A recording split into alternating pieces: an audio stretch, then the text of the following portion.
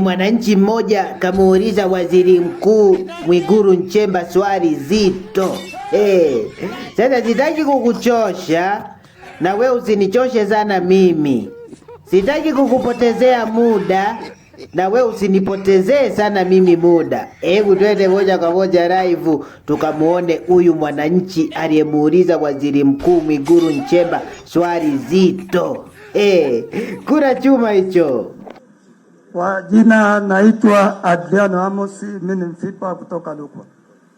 Nakushukuru kwanza Waziri Mkuu, umekuja kumaliza matatizo, lakini naenda kwenye swali.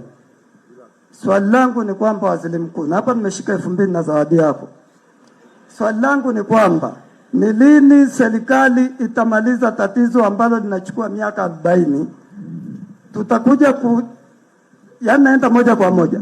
Lini serikali itamaliza swala la kuunda katiba mpya na tume huru ya uchaguzi ili tupunguze haya matatizo yanayotukabili kila siku mheshimiwa? Samani, najua kesho naweza nikamkia kuzimu, lakini swali langu ndio hilo. Asante.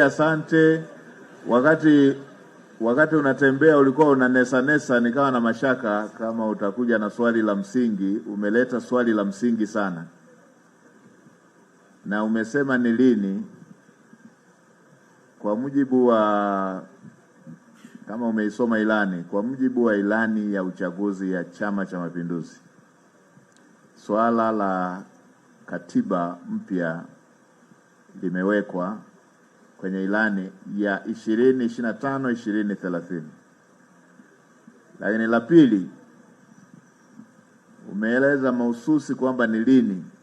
Kwa umahususi huo, kwa mwongozo ambao umetolewa na Mheshimiwa Rais wakati anazindua Bunge, mtiririko uliowekwa, mmoja ulikuwa ni wa tume ambayo inaendelea na kazi na nadhani inamaliza in 2 weeks, wiki 2 zijazo itakuwa imemaliza kazi kwa kazi ambayo ilishatolewa. Na baada ya hapo Mheshimiwa Rais alitoa mwongozo wa tume ya maridhiano, kwa sababu huwezi ukaenda kwenye jambo kubwa kama hilo ulilolisemea mkiwa mko vipande. Hilo jambo kubwa, ukianzisha jambo kubwa hilo mkiwa vipande, badala ya kuunganika mnagawanyika zaidi. Sasa wane usisahau kulike, kushare, kucomment na kusubscribe akaunti yetu ya Ndui Media. Asanteni sana ndugu watazamaji.